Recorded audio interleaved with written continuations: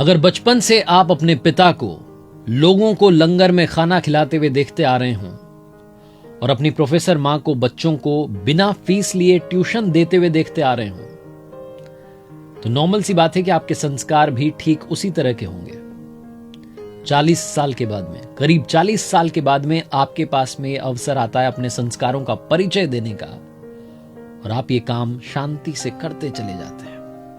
अगर ऐसा आपके साथ हो रहा है तो यकीन मानिए आपका नाम सोनू शक्ति सूद है।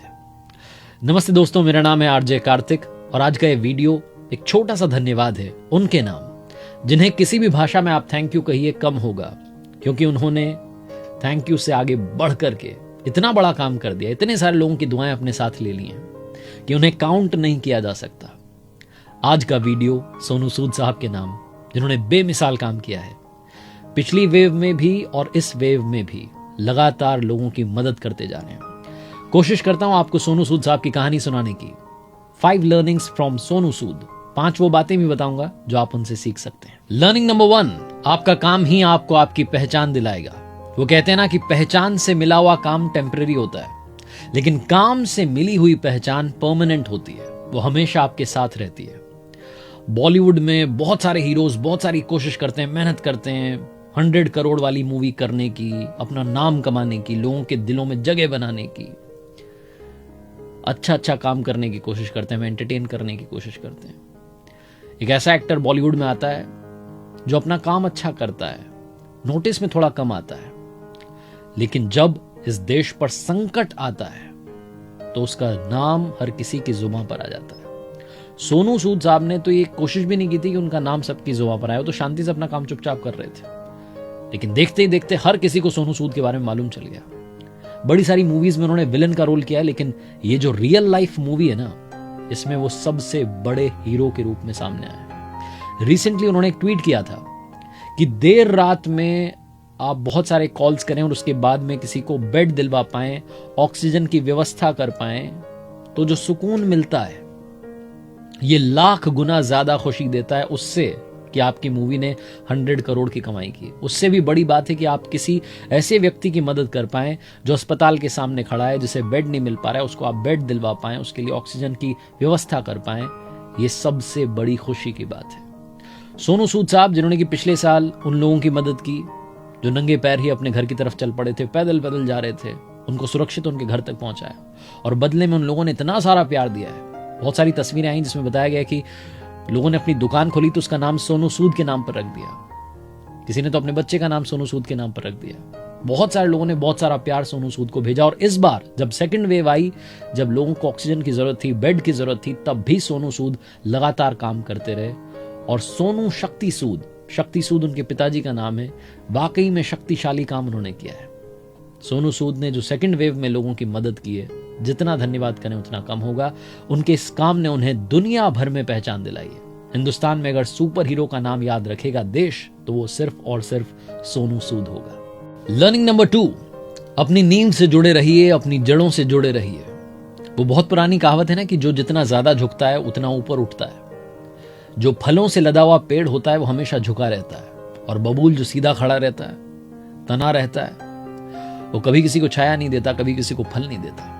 सोनू सूद आज हर किसी की मदद करते हैं, विनम्र हैं। क्यों हैं? क्योंकि उनकी जिंदगी में उन्होंने हर वो दिन देखा है जो ऊपर वाला ना करे किसी की जिंदगी में आए। उन्होंने हर वो स्ट्रगल देखा है जो जिंदगी में लोगों को फेस करना पड़ता है, इसीलिए वो आम आदमी की समस्याओं को दिल से समझ पाते हैं। ये छोटी सी बात समझा रहा हूं, आप शायद इससे समझ पाए। मोगा में जहां के रहने वाले हैं सोनू सूद, उन्होंने अपना पुश्तैनी घर ठीक करवा लिया, लेकिन अब वहां पिताजी नहीं मिलते। माताजी के चले जाने के बाद सोनू सूद ने अपने पुराने घर को ठीक करवाया था, एक एक ईंट, एक एक फर्नीचर, 20 करोड़ रुपए का लगभग खर्चा कर दिया था, लेकिन पिताजी भी छोड़कर चले गए।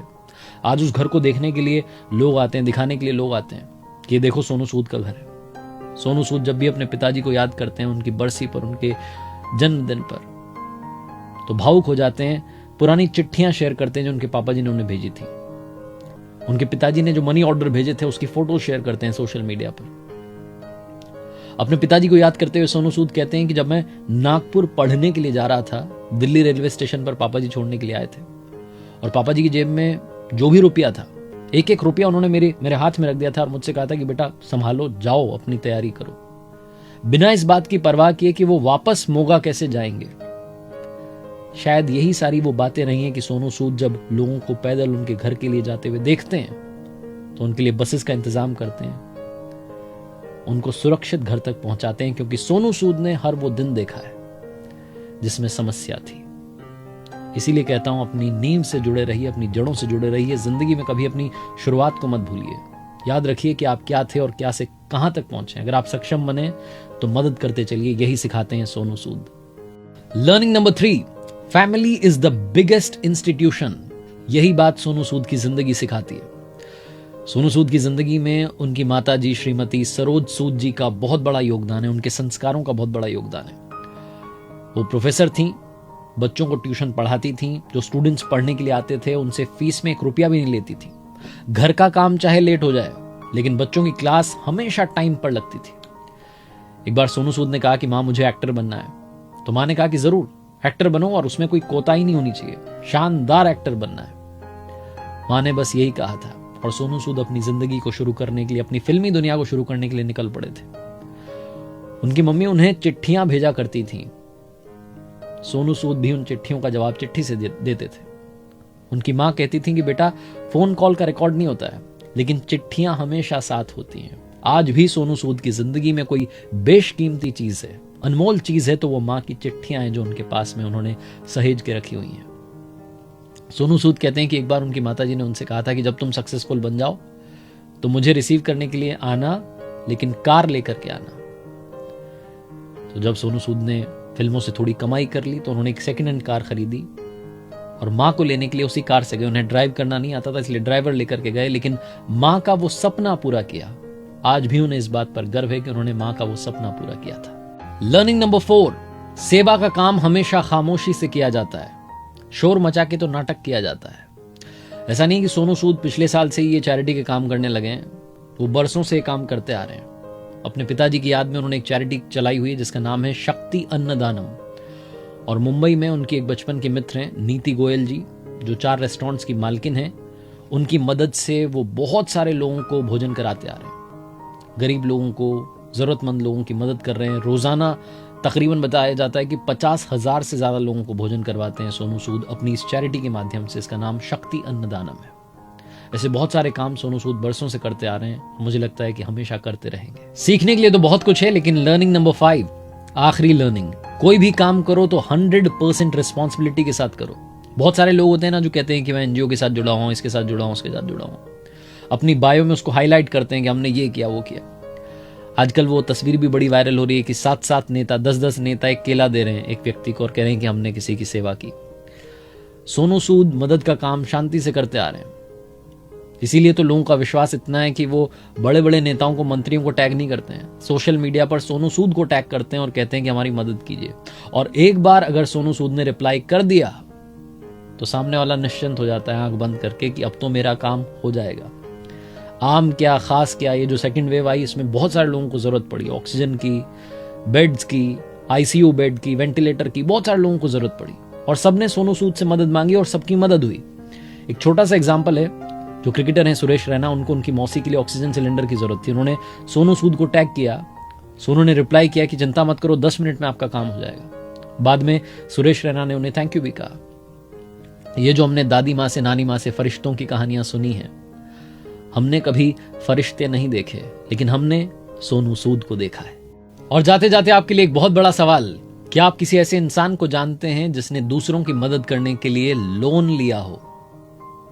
अपनी 8 प्रॉपर्टीज गिरवी रख करके 10 करोड़ रुपए का लोन ले रखा है सोनू सूद साहब ने, ताकि दूसरों की मदद हो पाए।